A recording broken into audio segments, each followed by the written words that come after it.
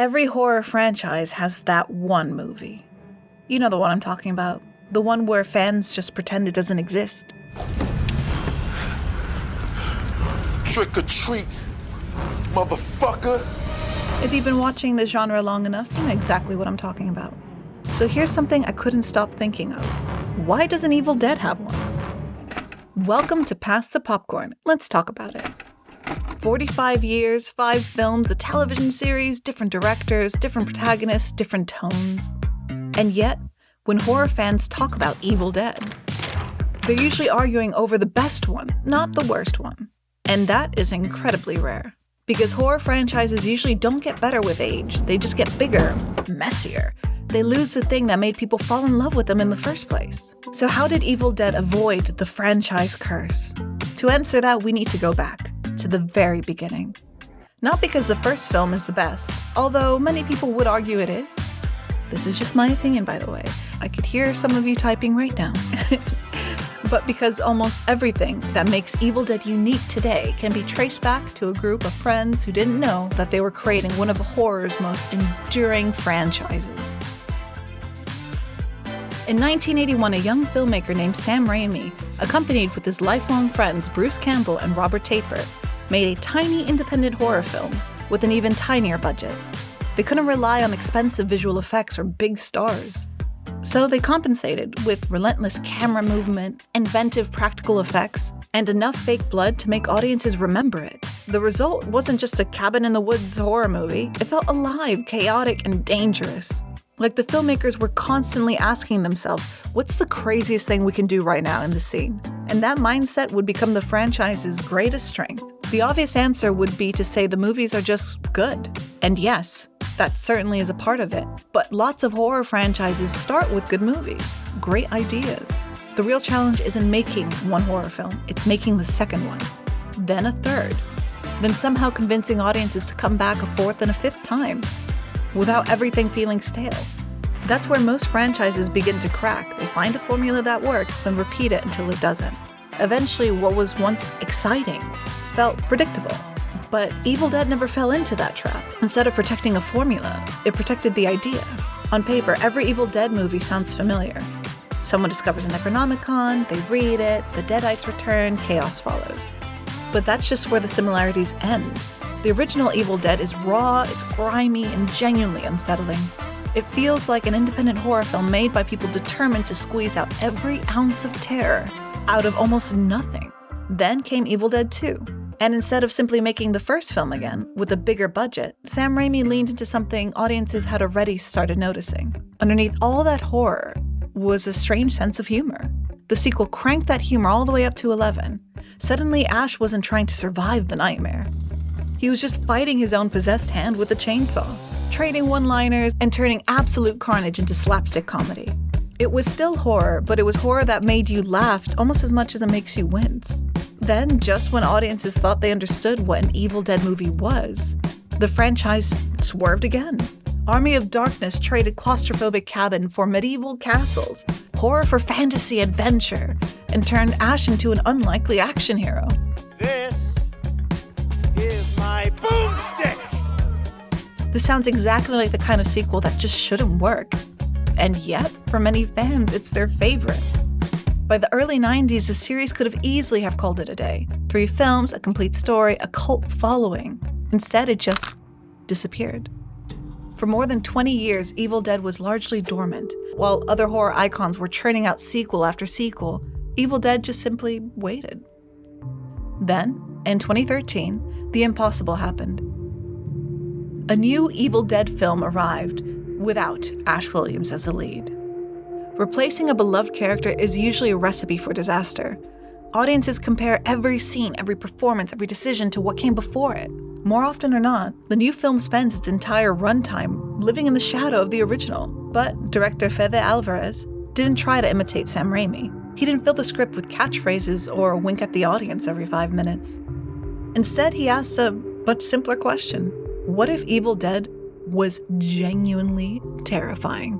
The results were one of the most relentless studio horror films of its decade. The humor was stripped away and the violence was amplified. Every injury felt painful, every deadite felt cruel. It wasn't trying to replace the original trilogy, but proving that Evil Dead could survive without repeating itself. It doesn't ask, how do we make another Evil Dead 2? But what haven't we done yet? The philosophy, though, didn't stop just at the movies. Before Evil Dead Rise ever hit cinemas, the franchise took another unexpected detour onto television. Rather than treating Ash vs. Evil Dead as a nostalgic victory lap, it doubled down on everything that made the series unique. Outrageous gore, slapstick humor, and the Deadites were every bit as twisted as ever before. It's proof that Evil Dead wasn't just tied to one format. It was tied to an attitude. Then, 8 years later, the franchise reinvented itself again with Evil Dead Rise. No isolated cabin, no medieval castles, and no Ash. Instead, the nightmare was dropped into a cramped apartment building in the middle of Los Angeles. It's a simple change, but an important one. For decades, the cabin had become synonymous with Evil Dead. It was as much a part of the series' identity as the chainsaw or the Necronomicon. Moving away from it felt like abandoning its roots. Instead, it proved something that fans have suspected for years. The cabin was never the point, and neither was Ash. The real star of Evil Dead has always been the Deadites. They're unpredictable, they're cruel, they're funny one moment and genuinely disturbing in the next. Unlike so many other horror villains, they don't have a strict set of rules. A Deadite can mock you, manipulate you, sing to you, laugh at you, or tear you apart without a warning. With that unpredictability, it gives every filmmaker an enormous creative playground. As long as the Necronomicon opens the door and the Deadites are allowed to cause absolute chaos, the series can go anywhere. And it's an incredible advantage. Compare that to many other long-running horror franchises where the audience arrives expecting the killer to behave exactly the way they always have. The challenge becomes finding new victims. With Evil Dead, the challenge is finding new nightmares. Those are totally two different things. Of course, having a flexible premise can only get you so far. Plenty of franchises have interesting ideas. The difference is knowing when not to make another sequel. And that's something Evil Dead has done remarkably well. Since 1981, there have only been 5 feature films. That's because studios haven't wanted more. Horror franchises are some of Hollywood's safest investments. A recognizable title, a modest budget, and a built-in fan base is a combination executives love. But Evil Dead has never been treated like an assembly line. Every new chapter arrived with a reason to exist. Whether it was to expand the series into a comedy, heading to a new generation of filmmakers, or moving the horror into an entirely different setting, each film has brought something new to the table. That restraint is surprisingly rare. Sometimes the best way to keep an audience interested isn't by giving them more. It's by giving them a reason to miss you. There's another factor that's easy to overlook as well. Even as new directors have stepped into the spotlight, the people who built Evil Dead never completely disappeared. Sam Raimi, Bruce Campbell, Robert Tapert have remained involved as producers, helping guide the franchise without forcing every film to be a copy of the original. I like the fact that we're out of the cabin. This is a whole new ballgame now, because if you can take it out of the cabin, out of the woods, it really is about the books now, which are allegedly 3 books. So it's, where is that darn book now? It was really Bruce Campbell that's the draw to all of the early Evil Dead work. Like 3 movies and a whole series that ran for 3 years, Ash vs. Evil Dead. So the first test was, could it be made without Bruce?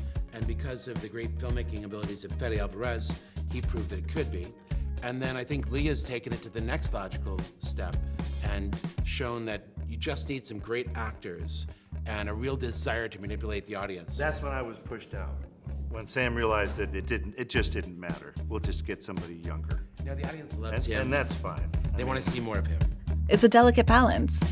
Protect what makes a series so recognizable, but trust in new voices to leave their own mark. The easiest sequel to make is one that reminds the audience of a film they already love. The harder choice is risking disappointment by trying something different. Evil Dead has consistently chosen the harder path. So how did Evil Dead avoid the franchise curse? It wasn't because every film was bigger than the last, and it wasn't because they're all copies of the original. And it certainly wasn't because the series played it safe. If anything, it survived doing the exact opposite. Every time Evil Dead returned, it was willing to become something new. The original terrified audiences, Evil Dead 2 embraced the chaos, Army of Darkness became a fantasy adventure. The reboot reminded everyone how brutal the world could be. Rise proved the series could leave the cabin in the woods without leaving behind its identity. Different stories, different filmmakers, different protagonists. The same twisted spirits running through all of them. Maybe that's a real lesson. Franchises don't usually fail because they changed. They fail because they're afraid to grow. They become trapped by nostalgia, convinced that giving audiences more of the same is the safest option. Evil Dead has never mistaken familiarity for creativity. It understands that its greatest strength isn't a location or a hero or a chainsaw. It's the freedom to keep finding new ways to unleash absolute hell. Now, for the first time since Rise, the franchise is about to face another test with Evil Dead Burn. Can it keep the streak alive? Honestly, if there's any horror franchise that's earned a benefit of the doubt, it's this one. Anyways, are you excited about the new movie as I am, or are you skeptical? Let me know in the comments down below. If you like this video, don't forget to hit like and subscribe. And yeah, pass the popcorn.